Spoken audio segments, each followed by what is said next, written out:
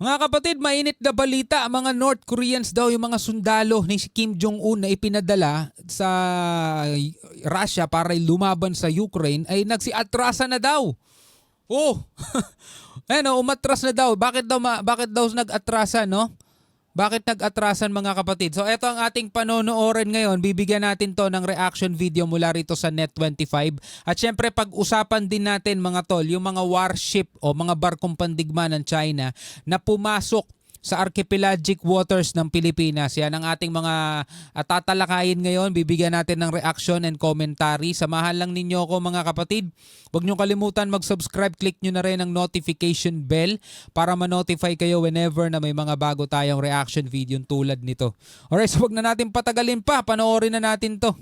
Sa iba ang mga balita, ayon sa Ukrainian Special Forces ay umalis na sa Kursk region ang mga sundalo ng North Korea. Nagsialisan na sila. Yung mga sundalo ng North Korea, mga tol, nagsialisan na sila sa Kursk region. Kinala ng Ukraine, pinull out ang mga sundalo ng Pyongyang dahil sa matinding bakbakan doon. Dito naman kasi mga tol nakita na talaga na etong mga sundalo ni Kim, hindi talaga sila sanay. Mga tol, sa totoong laban. No? Inan lang sila, brainwash lang sila. Yun ang pinatatag sa kanila yung utak nila na maging sunod-sunuran.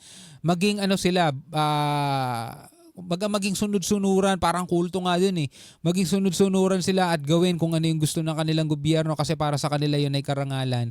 So kahit ipinadala sila sa ibang lupa para ipagtanggol ang ibang lahi, mga kapatid, okay lang sa kanila. Para sa kanila bayani. Pero tignan mo, sa unang buwan, 2 buwan, ang dami na agad ng lalagas sa kanila. Diba? So naipakitang talagang hindi sila sanay sa mga ganitong labanan. At ngayon ay pinull out na daw. Kinala ng Ukraine, pinull out ang mga sundalo ng Pyongyang dahil sa matinding bakbakan doon na siyang dahilan kung bakit daw natatalo ang Russia sa Kursk. Sinabi ng ilang media sources na humigit kumulang sa 11,000 reinforcements ang pinadala ng North Korea para tulungan ang Russia sa pakikitigman nito. Grabe, ang dami pinadala ni Kim Jong-un. No? Kala mo mga laruan lang yung pinadala eh. Pangatao yung mga yun eh. Sa Ukraine. Subalit, nasa 1,000 sundalo na ng North Korea ang namatay doon sa loob lamang po yan ng 3 buwan. Sa loob ng 3 buwan mga tol, no, nasa humigit kumulang 1,000 na agad yung mga sundalo ng North Korea ang nadodas. No, so ang nangyari mga tol, pinull out. Parehong hindi nagkomento ang North Korea at Russia sa nasabing issue. Yan. Dito talaga makikita mga kapatid na hindi porket hindi porket lagi nating nakikita sila na nagte-training, 'di ba? Laging bata pa lang talagang military na agad yung itinatak sa isip nila mga tol. Hindi nangangahulugan na magagaling talaga silang mandirigma. Iba pa rin mga kapatid yung meron talagang karanasan muna sa mahabang panahon, no, bago talaga masasabing malakas ka at katatakutan ka. Kasi pangarap ni Kim Jong-un yun mga tol eh. Katakutan eh. Kaya tignan mo, paulit-ulit silang gumagawa ng mga nuclear power forces nila mga tol. Kasi ang gusto nga nila, katakutan sila eh. Pero dito pa lang, na-testing na agad yung mga sundalo niya at nakitang wala naman palang ibubuga. Paano ngayon nila matatakot ang Amerika, di ba? Anyway, tawid tayo ng ibang balita mga kapatid. Eto na. 3 barko ng People's Liberation Army Navy, mga barkong pandigma to ng China, ang pumasok sa archipelagic waters ng Pilipinas. Ayon yan sa Armed Forces of the Philippines. Panoorin natin to mga tol mula sa PTV Philippines. Nagpadala ng maritime at aerial assets ang AFP matapos ma-monitor ang 3 barko ng People's Liberation Army Navy sa katubigan ng Pilipinas. Pero ang kinagandahan nito mga tol, nung na-monitor ng ating AFP na may mga warship ng China ang pumasok sa ating archipelagic waters, no? Which is sa ibang report nga mga tol, ito'y lagpas-lagpas na. No, doon sa 10-dash line na inimbento nila mismo, lumagpas na sila. Nag-deploy din tayo agad para salubungin sila ng mga army ng warship din natin mismo, no? Para salubungin sila mga tol.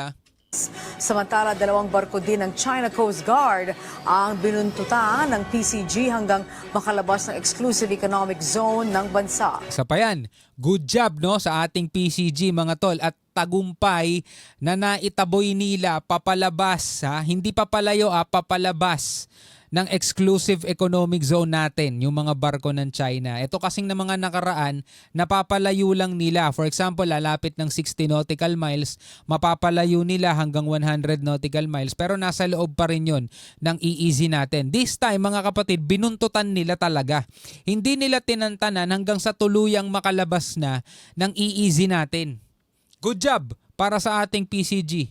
Si Patrick De Jesus sa sentro ng balita. Yes, Patrick. Angelique, kinumpirma ng Armed Forces of the Philippines na 3 namang barko ng People's Liberation Army o PLA Navy ang pumasok sa archipelagic waters ng Pilipinas. Na-monitor ang mga ito mula noong February 1 na naglayag sa Mindoro Strait hanggang sa Basilan Strait. Ngayon naman ay palabas na ito ng exclusive economic zone ng bansa na huling namataan 120 nautical miles mula sa Basilan. Sabi Grabe, no? Hindi na high seas to. Archipelagic waters na to ng Pilipinas, mga tol. Talagang sinusubok tayo, mga tol. No? Talagang inaano nila, pinoprovoke nila ang Pilipinas na magsimula na. No? Kumbaga, pinipitik-pitik na yung tenga natin para tayo unang manuntok. Pagkatapos nun, magsusumbong sila. Pilipinas nang nanguna, Pilipinas ang unang tumira sa amin. Anong gagawin namin? Normal, magre-response kami, mga tol. Ganun ang ano nila. Gusto nilang mangyari. ng AFP, i-deploy ang kanilang maritime at aerial assets para bantayan ang mga warship ng China. Bagamat katanggap-tanggap ang pagdaan sa archipelagic sea lanes ng iba't ibang barko, iginit nga ng AFP na walang diplomatic coordination ang pagtawid ng mga barko ng China. Hindi rin daw expeditious ang naging takbo o yung paglayag ng mga ito na naglayag lamang sa bilis na 5 to 6 knots. Grabe, no? Naglayag lang sa ganong kabagal. No, ganun lang kabilis, mabagal 'yon, mga tol, yung 5 to 6 knots, mabagal 'yon. So hindi siya yung tipong basta dumaan lang. Kumbaga, halimbawa ito yung building ninyo, syempre hindi ka maghihinala kung may mga dumadaan-daan lang sa tapat ninyo, 'di ba? Pero kapag may dumaan na sobrang bagal, 'di ba? Tapos, mga kapatid, kahina-hinala ang dating, 'yun. 'Yun talaga. Sa kabila nito, sinabi ng Sandatahang Lakas na hindi ito cause of alarm at nakahanda sila sa anumang hakbang para protektahan ang pambansang seguridad. At maraming salamat sa ating mga sundalo dahil talagang ipinapakita nila sa atin yung kanilang kagitingan. No, ang maisusukli naman diyan ng ating gobyerno, mga tol, suportahan naman sana yung modernization program. Nakikita naman natin, sinusuportahan, pero nakakadismaya lang kapag yung budget nila nakakaltasan. 'Di ba? Tapos napupunta sa ibang mga bagay na alam naman nating nagagamit lang para sa may pansariling interest lang. 'Di ba? Wag na nating isa-isahin, mga kapatid, yung nangyaring budget nitong nakaraan, pero nakakadismaya lang talaga 'yon. Samantala, binuntutan ng Philippine Coast Guard ang 2 barko ng China Coast Guard hanggang makalabas sa mga ito sa exclusive economic zone ng Pilipinas.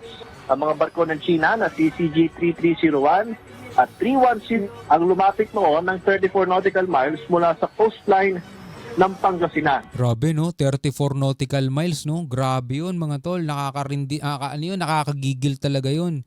Yung tipong parang sinabi, hawakan mo nga tenga. Tapos ang ginawa, mga kapatid, pa tayo.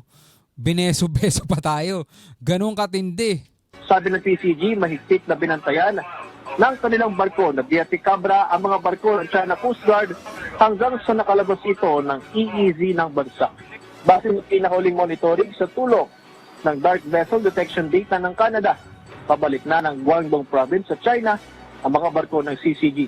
Sa gitna nga ng mga aktibidad ng barko ng China, sinabi ng isang eksperto na dapat lamang na patuloy na ipakita ng bansa na hindi tayo natatakot. Tama, yun naman talaga dapat, 'di ba? At hindi dapat natin ipakita na masyado lang tayong asa, no, sa puwersa ng, alam mo yon, ng ibang bansa katulad ng US, Japan, na umaasa lang tayo sa kanila. Hindi, dapat ipakita natin sa kanila, mga kapatid, na ang Pilipinas, kahit na maliit na bansa lang tayo, hindi tayo basta-basta malulupig.